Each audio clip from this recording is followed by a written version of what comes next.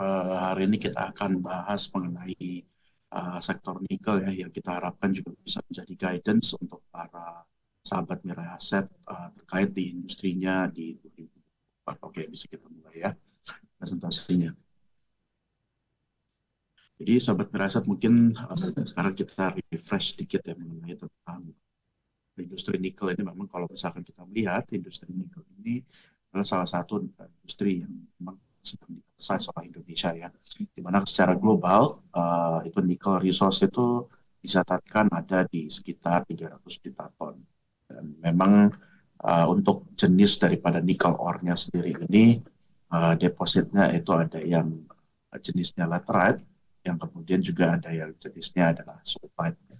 Kemudian di Indonesia sendiri, Indonesia ini memiliki cadangan sekitar 25 sampai dengan 30% dari total cadangan di dunia. Jadi memang cukup apa namanya signifikan kontribusi Indonesia terkait dengan reserve di dunia.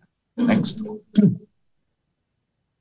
Kemudian terkait dengan karakteristiknya dan juga penggunaannya daripada nikel ini memang utamanya masih dikontribusikan untuk industri daripada yang menggunakan stainless steel. Dan kemudian untuk usage-nya itu depending dengan final products yang digunakan dari nikelnya sendiri. Baik itu bisa menjadi stainless steel, kemudian juga grease, dan untuk end use-nya itu bisa jadi untuk alat manufacturing, metal goods, transportation, dan lain-lain. Oke, bisa next. Ya, terkait dengan prosesnya ya, sekedar pengingat juga untuk sahabat Meraset semua. Jadi memang sekarang ini klasifikasi daripada nikel industri di Indonesia ataupun di dunia ini masih diklasifikasikan di antara kelas 1 dan juga kelas 2, di mana ini klasifikasinya itu bergantung terhadap nikel kontennya. Kalau misalkan untuk kelas 1 sendiri, ini produknya bisa dilihat ya di dalam chartnya, itu ada salah satunya adalah NPI, kemudian bare nickel. Sorry, ini untuk kelas 2-nya, kemudian untuk kelas 1-nya dengan nickel content yang lebih tinggi. Contohnya adalah nickel plate. Untuk baterai sendiri, ini sebenarnya di Indonesia sekarang lagi ongoing uh, development terkait dengan smelter-smelternya, yang nantinya juga akan menggunakan turunan daripada nikel, yaitu MHP dan juga nikel sulfide.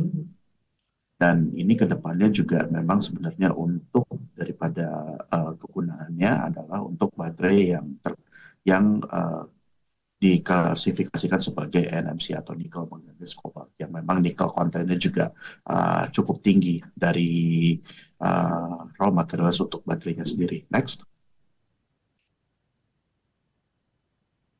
Ya, terkait dengan global demand dan juga supply-nya. Jadi memang yang tadi kita sudah sampaikan ya, dinamika pasar daripada nikel di global ini masih tergantung daripada stainless steel yang memang produksinya itu adalah terutama di Cina, dan sekarang memang seperti yang kita tahu dengan adanya Cina yang kemarin sluggish ya ekonominya, demand-nya itu cukup menurun. Dan juga ke depannya kalau kita melihat sebenarnya uh, EV batteries ini juga akan menjadi salah satu potential demand growth driver untuk industri nikel terutama di dunia dan juga di Indonesia ke depannya. Next.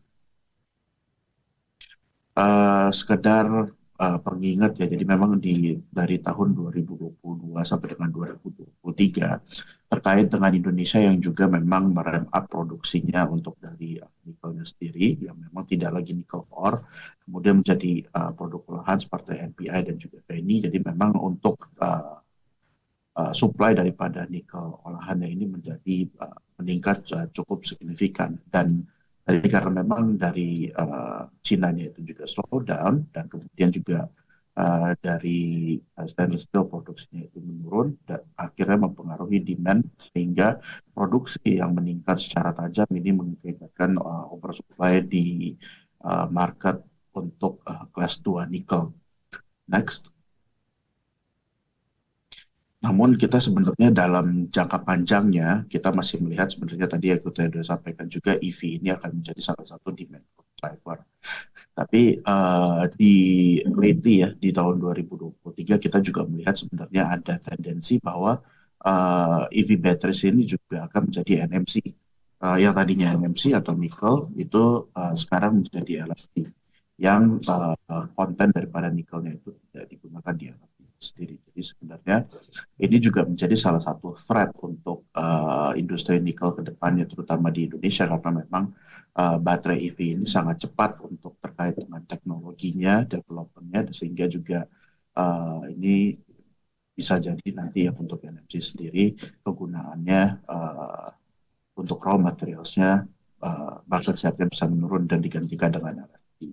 Karena untuk LFP sendiri sekarang di dunia memang energy density-nya dan kemudian juga secara dari cost atau affordability-nya juga lebih baik daripada sudah mulai lebih baik daripada NMC atau baterai yang menggunakan raw materials daripada nikel. Next. Atas dinamika daripada global demand dan juga supply tadi, kita melihat sebenarnya di 2023, starting from 2020 tadi, jadi kelas 2 nikel ini yang harganya menurun karena adanya supply juga mendorong kelas 1 nikelnya atau LME nickel prices turun. Pun sebenarnya di tahun 2023 kemarin ada sedikit inventory depletion daripada kelas 1 nikel atau high grade nickel. Untuk 2024 sendiri kita masih melihat sebenarnya untuk kondisi oversupply ini masih akan linger dan kemudian juga atas dasar kemarin tadi yang sudah kita sampaikan juga bahwa nanti ada upcoming ramp up supply terkait dengan nikel class 1 juga termasuk dengan MHP dan juga nikel sulfate dari Indonesia. Ini kita masih melihat oversupply condition masih akan terus linger di tahun 2024. Salah satu yang menjadi turning point untuk harga nikel mungkin masih bisa ketika kalau misalkan Chinese manufacturing activity-nya juga lebih baik sehingga bisa men-trigger demand yang lebih baik juga. Jadi overall kita masih agak konservatif ya untuk prices-nya. Kita proyeksi kita untuk 2024 ada di 15.000 sampai dengan 18.000 average di tahun ini, dan untuk harga average-nya untuk base case kita masih ada sekitar 1.350.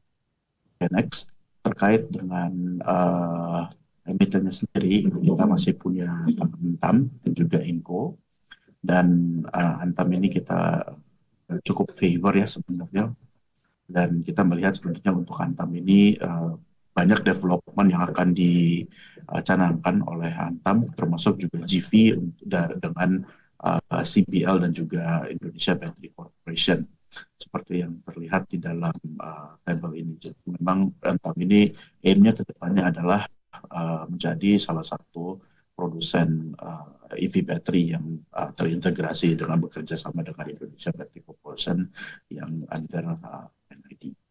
Kemudian dari Antam sendiri kita melihat sebenarnya masih ada potensial untuk lucrative dividend ya, karena memang lumayan generous juga untuk dividen payout ratio-nya yang di sekitar 30%. Untuk dividennya sendiri kita ekspektasikan untuk dari 2023 dan subsidinya dengan DPR 35 sampai dengan 50%. Untuk dividen per share-nya sendiri ada di 77%. Next.